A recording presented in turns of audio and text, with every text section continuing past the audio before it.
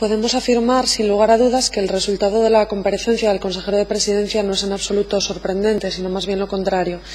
Nos encontramos una vez más con la defensa acérrima de las mismas políticas que nos han traído hasta aquí, el mantenimiento de los recortes en áreas importantes como prevención de las violencias machistas y la nula voluntad de escuchar propuestas de cambio, mientras siguen presentando grandes planes que, como hemos podido comprobar, no cuentan con respaldo presupuestario. Especialmente grave es la negativa a responder preguntas concretas sobre la situación económica de la RTPA por parte del consejero o las políticas anticorrupción. Una vez más oímos los cantos de sirena sobre la lucha por la igualdad, con un documento en papel sobre las violencias machistas que se queda sin dotación económica para llevarlo a término, o una nueva estrategia contra la brecha salarial cuya medida estrella consiste en la creación de una ventanilla única, mientras el Gobierno sigue contratando con empresas que vulneran nuestros derechos fundamentales como ciudadanas. Un nuevo plan del Gobierno que, una vez más, no lleva aparejada tampoco dotación económica específica. También siguen sin afrontar ninguna de las problemáticas del sistema judicial asturiano, ausencia total de inversión en sedes judiciales, ni para la unificación, ni tan siquiera para su mínimo mantenimiento. Existen casos de expedientes en pasillos o suelos de juzgados, incluso tirados en garajes, pero tampoco contemplan inversión para solucionar el problema de los archivos judiciales, un problema que actualmente desborda a las trabajadoras y que perjudica gravemente el buen funcionamiento del servicio. Las medidas para implantar el expediente digital son tan necesarias como urgentes. Necesitamos dotación suficiente para la implantación del papel cero, así como para solucionar los problemas informáticos de los decanatos, o algo tan sencillo como asegurar la implantación de escáneres en las sedes judiciales. Porque, señor consejero, no intenta engañarnos. Pretender que digitalizar y modernizar la justicia asturiana va a ser a coste cero es solo propaganda. Y es que usted es experto en plantear leyes propagandísticas y partidas presupuestarias fantasma.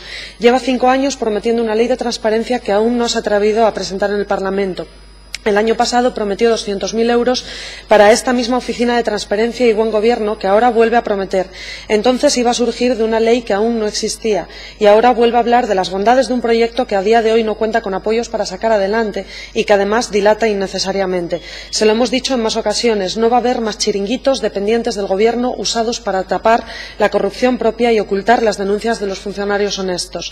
Lo que sí va a haber con toda probabilidad es una unidad anticorrupción independiente, e insisto, independiente, con una oficina virtual anticorrupción, tal y como proponemos desde Podemos y que ya está en la fase final de su tramitación. Es curioso que mientras incluyen una oficina que probablemente no vaya a existir, obvien por completo la que probablemente sea el resultado de la aprobación de la ley anticorrupción de Podemos. ¿Por qué no la han incluido en su presupuesto? Lo dijeron aquí la gran mayoría de expertos que pasaron durante la tramitación de la ley anticorrupción.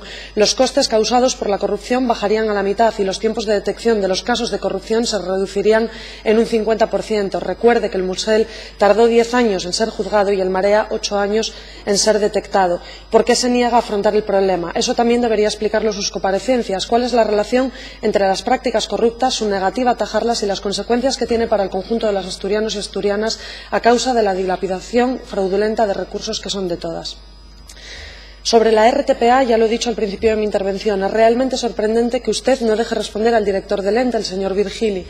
El señor Virgili está aquí llamado a comparecer y, como director de la radiotelevisión pública asturiana, obligado a responder a las preguntas que le he realizado sobre el estado económico de la RTPA.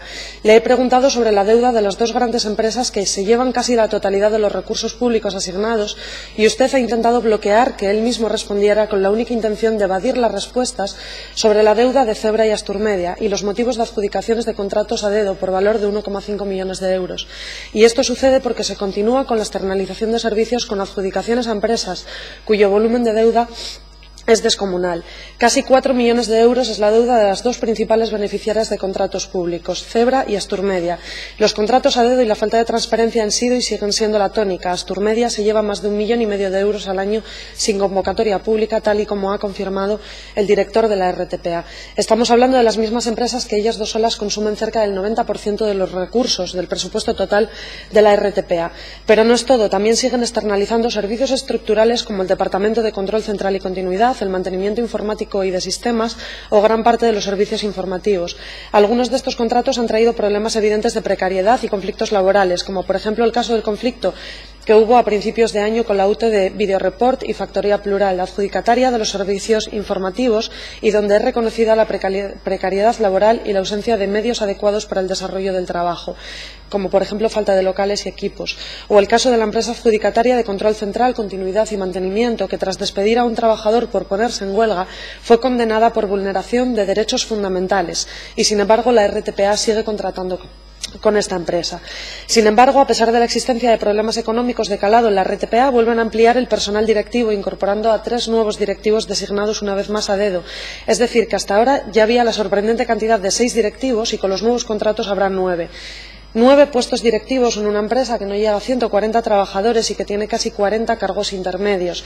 Todo ello en un contexto de recortes y contención del gasto en cuestiones de personal, tanto en lo relativo a condiciones laborales como cobertura de vacantes y aumentos de plantilla.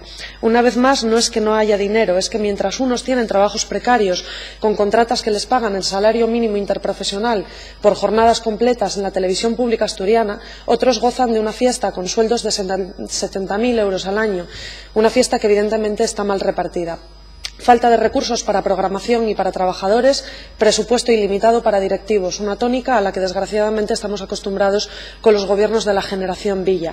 Una generación que no solo está marcada por prácticas indeseables como las que en los últimos años han salido a la luz relativas al fraude, los sobrecostes del Musel o la Consejería de Educación con el caso Marea, sino también por el desconocimiento de la realidad del país y la absoluta desconexión con la ciudadanía por cuyos intereses supuestamente debería velar. El expresidente Areces, en su primera legislatura, nos calificaba a los jóvenes que teníamos que irnos de Asturias a ganarnos la vida como leyendas urbanas. Desde entonces ha pasado el tiempo, pero no ha habido demasiados cambios. Según un informe elaborado por el Consejo de la Juventud Estatal, la inmigración juvenil podría llegar a suponer un coste de 2.268 millones de euros en la próxima década de continuar la tendencia actual. En apenas 4 años, los que van de 2009 a 2015, 4.805 jóvenes tuvieron que abandonar Asturias en busca de una oportunidad laboral que a la mayoría se le negaba en nuestra tierra. Estas son las estadísticas oficiales, pero todos sabemos que hay muchos más. La incertidumbre económica que se traduce en la precariedad laboral o la dificultad para emanciparse y acceder a una vivienda son probablemente 2 de las causas con mayor peso en el fenómeno migratorio asturiano y la sangría demográfica que sufrimos. ¿Pero qué proponen para paliar la sangría demográfica, la inmigración masiva de la juventud asturiana? Señoría, y la le ruego finalice, por favor. Finalizo ya. Y la pérdida de los mejores talentos formados en Asturias pero exiliados por falta de oportunidades laborales? Nada, absolutamente nada. Repiten el modelo de su plan de retorno de talentos que, tras ser anunciado a bombo y platillo, quedó desierto. Esa misma aridez es la que espera a generaciones enteras de asturianos y asturianas que ven con tristeza a un gobierno ineficaz y carente de ideas al frente del país. Un gobierno que pone alfombras rojas al exilio económico y 0 alternativas de regreso a casa. El cuadro es desolador, pero no está todo perdido. Todavía están a tiempo ustedes de corregir la falta de voluntad que demostraron en la negociación previa al registro de los presupuestos. Esperamos que sea así durante el periodo de tramitación de nuestras enmiendas. Muchas gracias.